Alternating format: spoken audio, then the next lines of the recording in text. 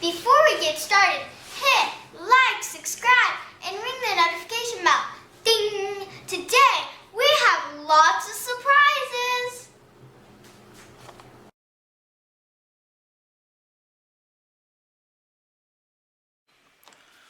Well, thank you for that amazing introduction, Miraculous Girl.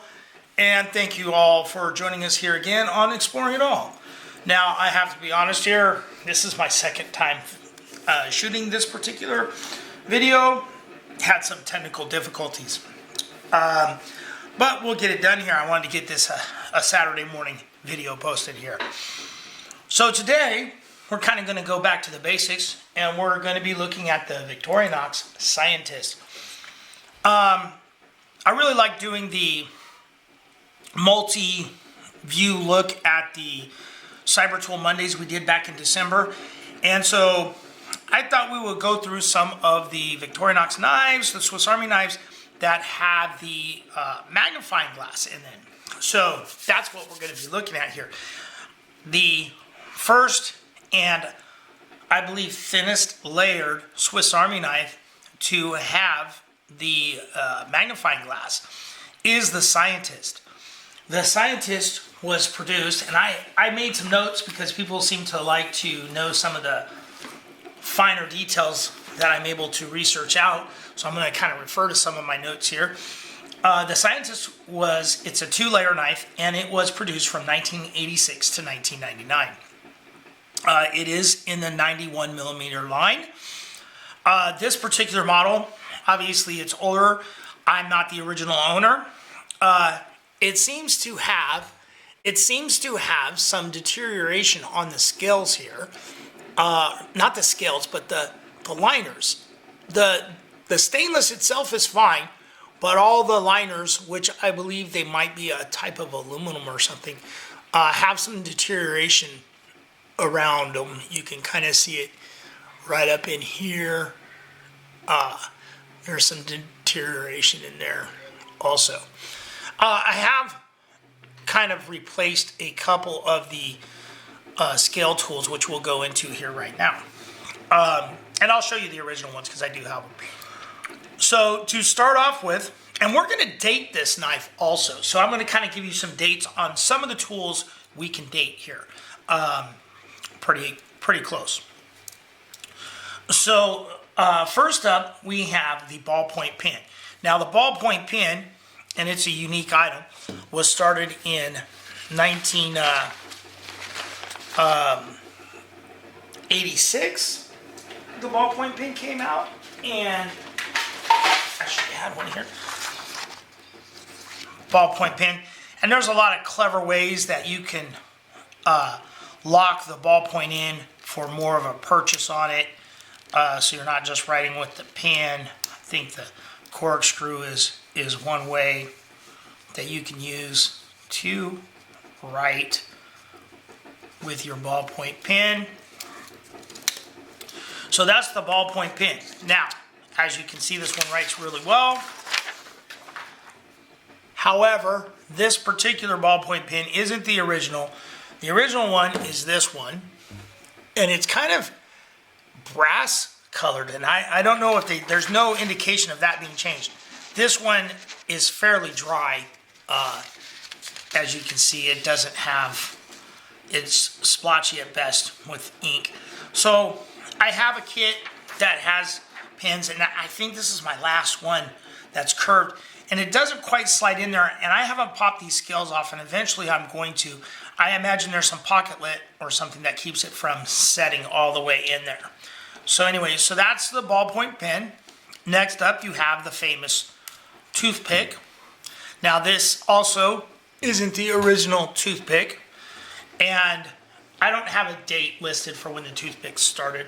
Like I said, the ballpoint pen started in 1985. This is the original toothpick that was in here. This one's just really dirty, and I haven't really gotten around to cleaning it. There's not really any changes in it. This one has a little bit of bend in the tip and whatnot, so I went ahead and changed out that toothpick. Then we have our mini micro screwdriver. Now this one is tapered down and not the kind of chopped off point. And based off my research, this little mini, let's see, the mini screwdriver started in 1986, which is the production run when the Scientist started. And this ran from 86 to about 2000, and then it went to the newer versions, and it appears, once again, neighbors started doing yard work. So sorry about any background noise you guys might be experiencing here. Also right here we have a 4-turn fluted corkscrew, and this corkscrew, let's see, the corkscrew ran from 73 to 91, the fluted corkscrew. So you see that little groove in there. In all of my research, I can find that this was only meant to be decorative, and there's no real other reason for the fluting in there other than decorative. As you can see, there is no pin in here. And that pin started in 1991, so these aren't the newer plus scales that has the pinhole, but it does have the slot for the ballpoint pen, but not the straight pin. So right there, that started in 91. So we know we're between 86 and 91 right there. Now on this side, we have tweezers, and to the best of my knowledge, these tweezers are the originals. They've lost a little bit of their spring there, but you have the tweezers, and these are in really great shape here. So you got your tweezer tool. So, and the corkscrew is your only back layer tool. Like I said, the springs in here are fine. There's no corrosion. It's just on these liners. I've never taken pins out on a Swiss Army knife. It's not something I've ever done, so I don't know that I could. I mean, I probably could, but it's not something I've done. I'm not sure. I may have replaced this key ring on here also, so you have your key ring. So one of the items that makes this unique is the magnifying glass. So with your magnifying glass, this is the gray plastic scale, and that means it's a 8 times magnification magnifying glass. These ran from 1973 until 2004, according to my research. When I was younger, we used to go out and burn leaves and such. And you actually, if you were to do that on a piece of char cloth, you could probably start a fire. I don't know that I've ever actually started a fire with one of these, and you know, that's something I really think I want to try and do. So I don't know, maybe there's going to come a time where we'll do a little video this summer and see if we can get a piece of char cloth and actually get a fire going with a magnifying glass and make that happen. So anyway, so that's your 8 times magnification magnifying glass. And next up we have the inline Phillips screwdriver. I really like, and I can see in here, I need to do some cleaning inside this. And like I said, I'm eventually going to pop these scales off. They're in pretty good shape, some scratches and stuff on them. Not too bad though. Maybe a very fine sandpaper on that would take it out a little. Very fine one. Anyway, one thing about this Phillips screwdriver is unique. After they added lights, now supposedly this is still produced, but I kind of don't think it is. I think they only use the shorter version. And you can see the newer ones are shorter. And they shortened it. During editing, I realized I slipped out of frame a little bit there when I was showing you the comparisons between these two screwdrivers here. And you guys can see how much shorter the newer Phillips is compared to the older one. To make room for the LED light in the light models. So that is your Phillips screwdriver. And I really like the inline Phillips. I like it better than the back screen Phillips because you can still do it like this if you need to. But the main thing is you can go straight in. And a lot of times if you have a cabinet or something and you're screwing it, the inline, you can't do it with the back spring one. You need an inline one. The Phillips does have a 90-degree stop on it as well. So now in our main blade layer, one thing that changes up is you have the combo tool. So the combo tool was introduced in 1986. So there we are at that magic 1986. There was a lot of new things that came out in those years.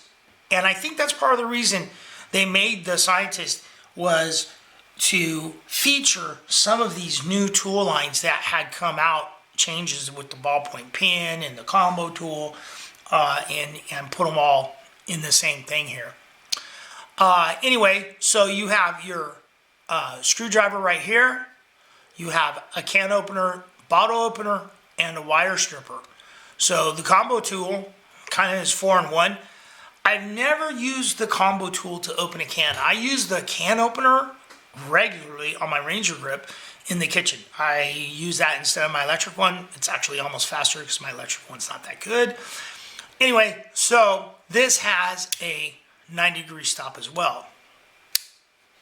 There is no markings, by the way, on this, patent pendings or anything of that sort. So next up, we have our main blade. Now on the main blade, based off the tank stamps, you have the Officer Swiss on the one side and the Victorinox Switzerland stainless rust-free. And the way it's written, I've dated this tank stamp to 1976 to 1986. So I would find it fairly likely that this particular Scientist is from the first year production run, based off the tank stamps. Now some of their tank stamps overran, and they may have gone from 86 to 87 or even into 88 because they had old stock they were using, but they started producing the new one as well. And so there's always some overlap with Victorinox when it comes to dating. You can never be, well, never say never, but it's hard to get really precise. Anyway, so that is a look at the Victorinox Scientist. We're going to look at a few more models of with the magnifying glass. You'll have the Yeoman. There's the Outdoorsman. Also, you have the Yeoman, the Outdoorsman, the Explorer, of course. So we have a lot of those, and the larger models, obviously. A lot of those we are going to be taking a look at coming up on the channel here. You guys, thanks for watching. Give us a like, give us a subscribe, and remember, be nice to each other.